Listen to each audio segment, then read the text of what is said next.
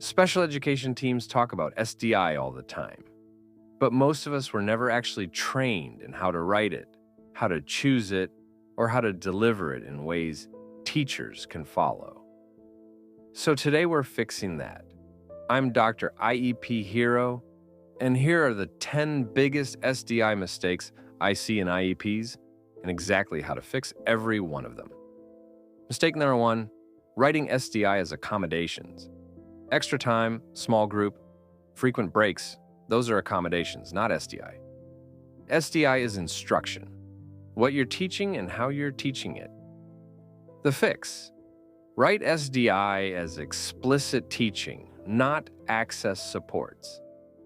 If the student needs a reading comprehension strategy, the SDI should say something like, direct instruction in identifying the main idea using teacher modeling, guided practice, and independent practice. So that's SDI.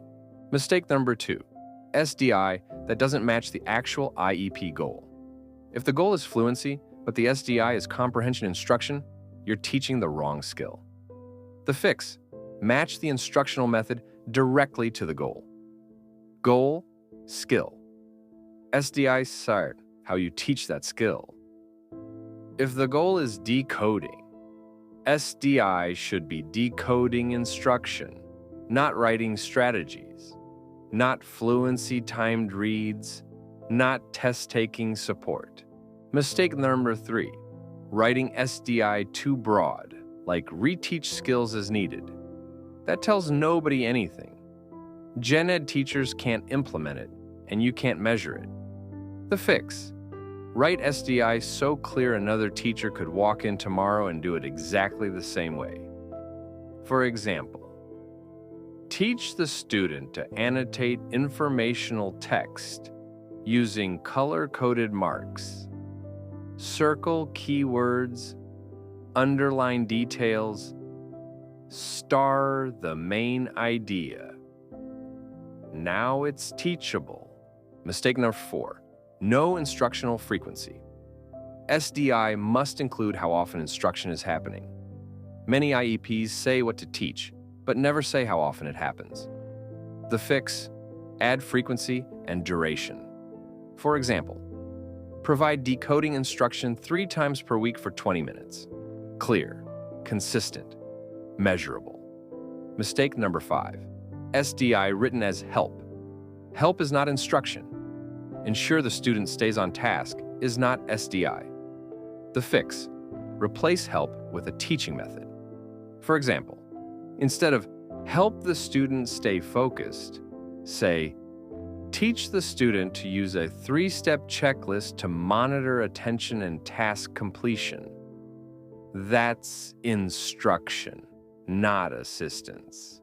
Mistake number 6, not teaching independence. SDI should remove barriers, not create dependence.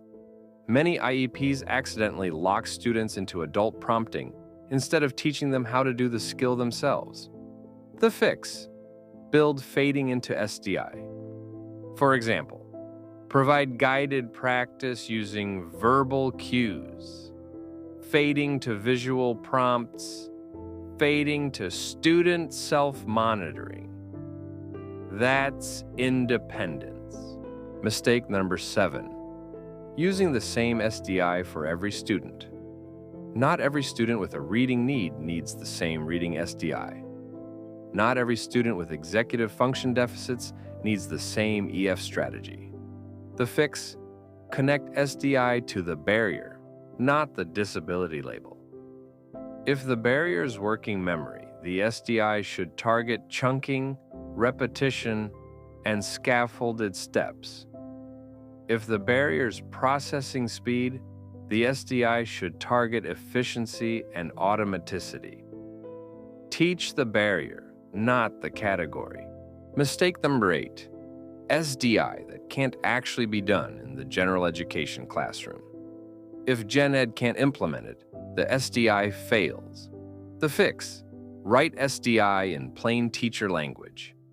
Something a general education teacher can remember in the middle of instruction.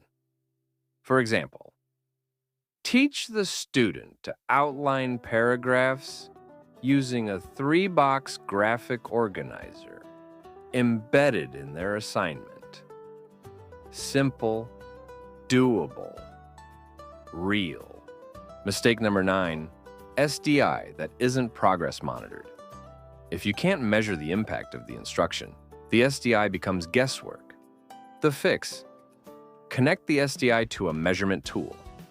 If you're teaching summarizing, use a consistent rubric.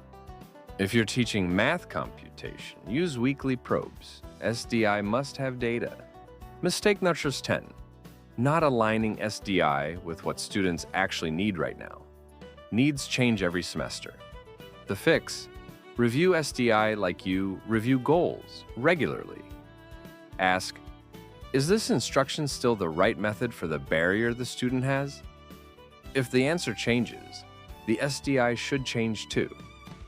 When SDI is written clearly, tied to the goal, matches the barrier, has a frequency, teaches independence, and is measurable, students don't just make progress, they accelerate.